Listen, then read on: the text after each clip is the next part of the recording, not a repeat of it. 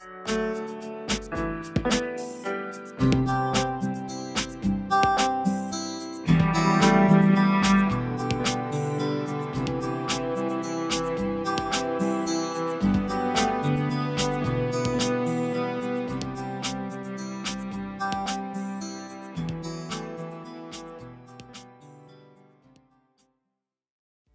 welcome to 5 Good Questions. I'm your host, Jake Taylor. Our guest today is Barbara Gaughen Muller. Barbara is the founder of Gaughen Global Public Relations and co-author of Revolutionary Conversations, the tools you need for the success you want. Her late husband, Robert Muller, was the Assistant Secretary General of the United Nations for 40 years. Barbara is the organizer for the Rotary World Peace Conference. Let's ask her 5 good questions. Welcome back, everyone. My guest today is Barbara Gaughen Muller, author of Revolutionary Conversations. Barbara, where are we talking to you today? You're talking to me in Santa Barbara, California. It's beautiful. It is beautiful. And it's beautiful outdoors. A little rain hit us last night. Thank you. Great. So, Barbara, you ready for 5 good questions? I think I am. Good.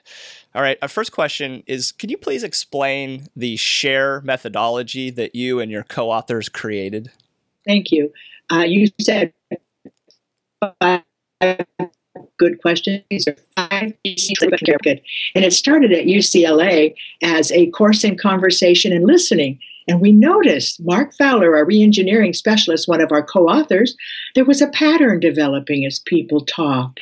They started to stop, to ask for help, to ask a question, to kind of just take that risk and explore. Stop, help, ask, risk, explore, share. And so as he used these extension courses, he began to see these patterns. And so there's how our beginnings, they were very simple. The SHARE tools work. That's great. One concept of the book that I really liked was this idea of power with as opposed to power over when you're speaking with someone. Can you explain that idea a little bit more detail? Yes, that's the most important concept, and our whole book is based on power with active engagement. It's not what you know that counts. It's really what you don't know. And active engagement starts to make sure before you proceed it's safe. And same thing in conversation. Help, I need a little help, I think you said, and you explain yourself or let them explain it to you. It's a traditional relationship, that power over, but ours is power with the people you're with the audience. If you have 5,000 people there, if you have 2 people, you become with them. Traditionally, the armies, the navies, power over. But now today, corporations, look, Google's a perfect example of power with. I love, my sister says, if I only was younger, I'd work for Google. And I said to her, well, you're young enough, just give them a call.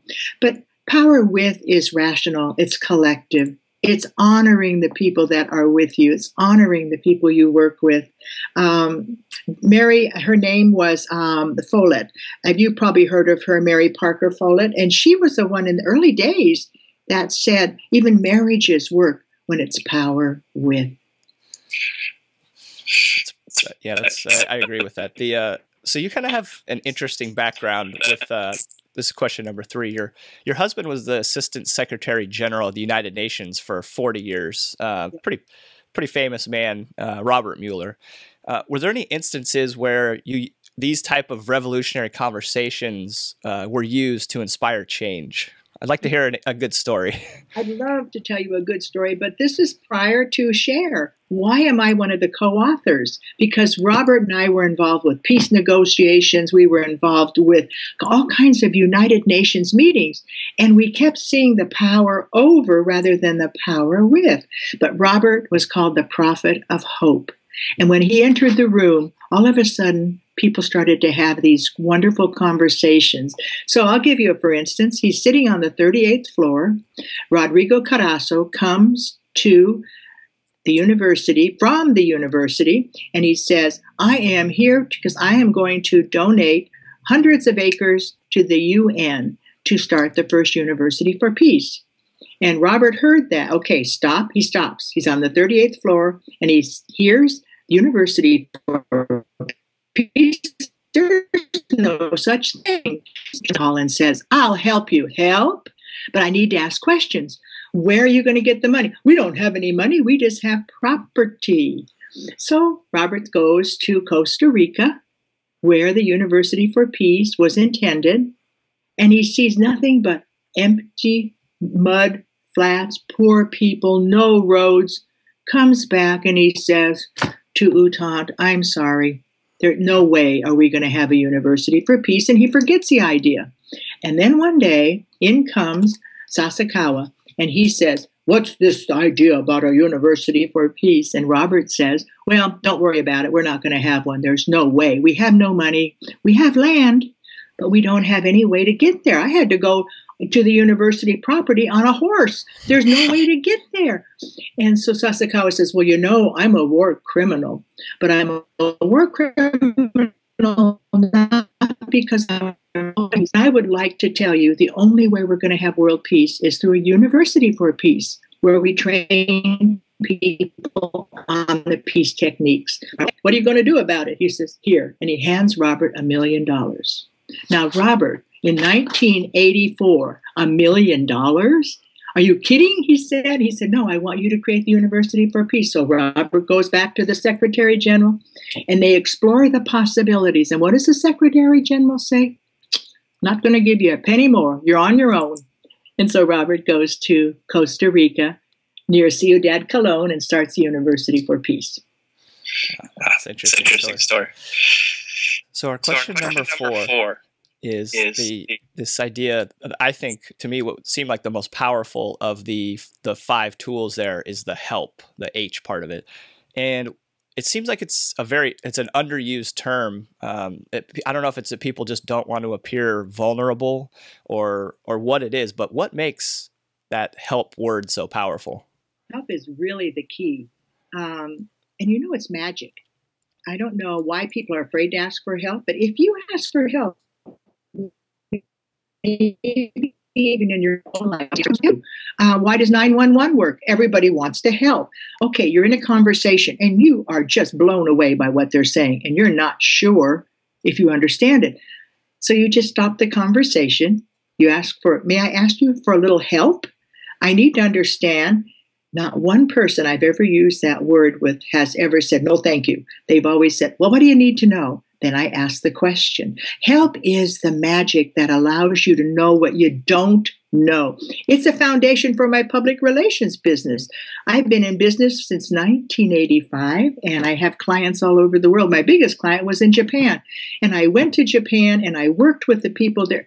The thing that they loved the most was my heart. I would say, I'm here with my heart, and I'm here to help you understand. Happiness is the answer. That was before share. Now I bring share out. But help, it's the magic word that allows you, me, to do the magic on the other end. A quick example. I'm in Santa Barbara. We bought property in Costa Rica. I need her to transfer at the bank some money to my checking account. We can. And I say to the person that answers, I need your help. Oh, what do you need? I said, could you possibly make one exception and give me an authorization to move money from my savings account to I'd be glad to, but I asked for help. I didn't demand.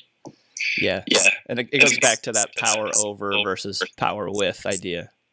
Absolutely. When you're in power with people, magic happens. The tools give you the power to create your conversation destiny. You know what you want, but that conversation destiny eludes so many people, and they start guessing. How many staff meetings have you been to where people, I'll leave the meeting and they said, what the heck are we supposed to do now?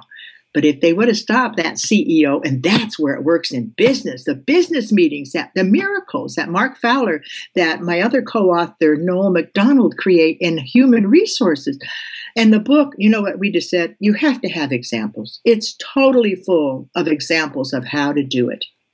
Yeah. Okay. So that question number 5 then is more specifically for people in a leadership role. How can they use these share tools and techniques to be more effective leaders? Leadership, that is our leaders are so important. I'll give you a real specific example. We just did a leadership conference in Santa Barbara. And And the leaders came tired. They're just tired of being in charge. And all of a sudden, we started to use the share tools, which allowed them to have conversations around a topic. And what we were trying to discover was, how can you go from linear thinking to global thinking? Because we're all part of the solution. And as we walked through these ideas, we saw the leaders start to change. Instead of power over, they began to relax. You could just see their shoulders drop. You could see that all of a sudden they were thinking about, well, we don't have to be the big boss. We can be the engagement boss, which allows everybody to experience their powers. Like in 34 Strong. Well, I just took the course. I could not believe I'm an activator maximizer. And I realized if you take those strengths that each person brings to the table, but first they have to know what they are and they have to be empowered. Then all of a sudden, things change. So our bonus question that we always ask all of our authors is for a book recommendation. What do you have for us today? Well, my late husband, who passed away 5 years ago, was Dr. Robert Muller at the United Nations. His first book he ever wrote was called Most of All, They Taught Me Happiness. And when he wrote the book, he wrote it in a way that allowed people to see how happiness saved his life, even when the Nazis came to arrest him and he was up on the third floor of this hotel as in the French resistance. He said, the only thing I can do is think, what is it that I could do that the Germans would not expect? And as he got happier, he said, I'm 18 years old and the entire German army is here to arrest me. My gosh. And so he used happiness to activate his brain cells. And so the whole book is full of these stories about Aunt Mart, all the problems that people have, how poor people helped other people. The whole book is about how happiness saved his life, how happiness works in everyday situations. And it's the most popular book on Amazon. It was written on Amazon. So it's called Most of All, They Taught Me Happiness. Wow. Thank you for sharing that with us.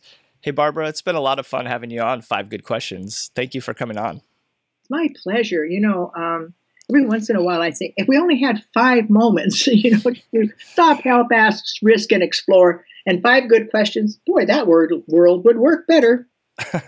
Well, we're all doing our part to fight the good fight. Yeah, thank you. All right. Thank you, Barbara. My pleasure.